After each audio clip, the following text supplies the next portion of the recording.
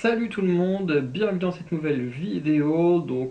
Aujourd'hui on va parler du chapitre 48 de Demon Slayer, donc chapitre qui se nomme le domaine papillon, donc qui est le domaine du pilier Shinobu. Donc voilà, on va en discuter pendant cette vidéo.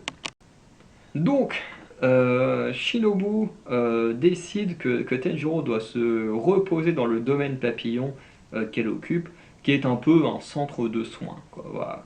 Donc, puisqu'elle soigne la plupart des gens qui sont blessés, et du coup, bah, voilà, elle propose que Tenjiro rejoigne ses compagnons pour être soigné également. Tenjiro, qui est en colère, veut tout de même foutre un coup de boule à Sanemi pour avoir blessé Nezuko, mais un des piliers, là, celui qui reste toujours impassible, le pilier de la brume, qui intervient pour lui dire qu'on ne coupe pas la parole à Oyakata, et que ce dernier dira à Tenjiro, enfin du coup Oyakata dira à Tenjiro de dire bonjour à Tamayo.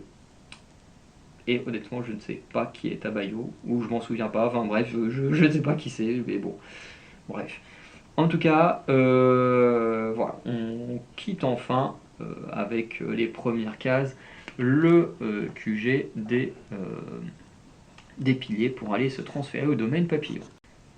Du coup, les serviteurs vont mener Tenjiro jusqu'au domaine papillon, où ils vont être en colère contre Tenjiro par rapport à son comportement, parce qu'ils sont flippés par rapport aux piliers, hein, qui sont effrayants à leurs yeux.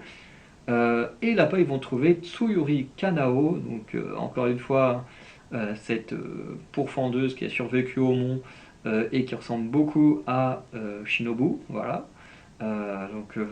Pas toujours évident de tous les reconnaître. Et cette dernière est tellement talentueuse qu'on dit qu'elle est la protégée des piliers. Tenjiro remarquera également qu'elle était à l'examen du monde, bon ça je l'ai déjà dit, et que, alors ça je trouve que c'est un peu con parce que on nous dit également qu'il a oublié son altercation contre elle la veille. Alors la meuf, elle a quand même essayé de buter sa sœur. Comment le mec il peut oublier ça? Je sais pas. Bref. Et on retrouve forcément là-bas Zenitsu qui fout le boxon, qui n'aimant pas avoir à boire un médicament dégueu enfin, pendant plusieurs mois pour se soigner. Et il se fera calmer par Kanao, voilà, dont il a très très peur. Voilà.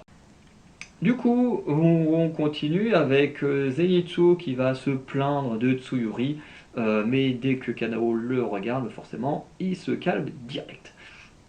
Il va expliquer aussi ce qu'il a vécu sur la montagne, donc affronter une sorte d'araignée bizarre, et que bah, voilà, en ayant été piqué, bah, il est très très mal en point. Voilà. Et Tenjiro demandera aussi ce que devient Inosuke Murata. Murata, les gens ils disent on ne sait pas qui c'est, et Inosuke, bah, lui il est allongé juste à côté.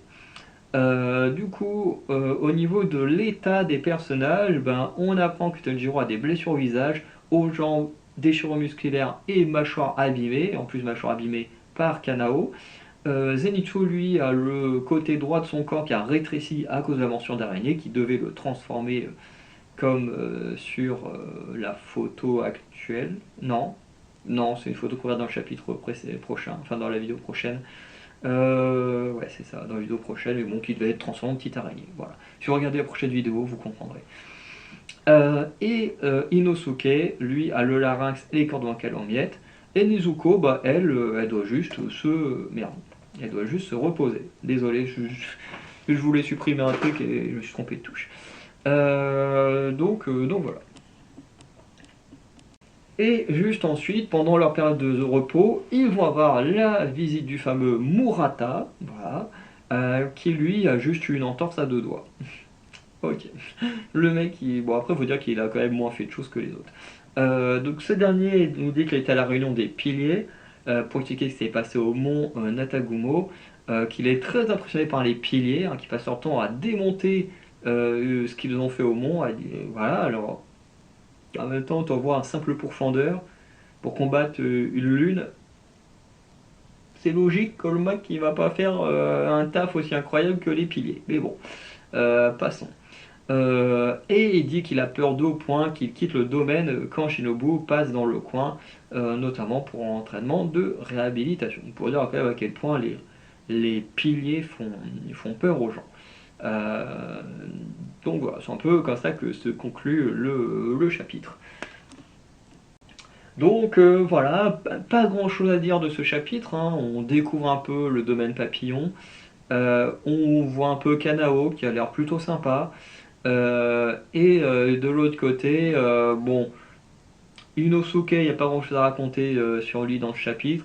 Zenitsu, à peine je l'ai vu, à peine j'avais envie de me mettre une balle dans la tête. Il me saoule ce perso, je le déteste. Bref. Euh, En tout cas, de manière générale, le chapitre est plutôt sympa.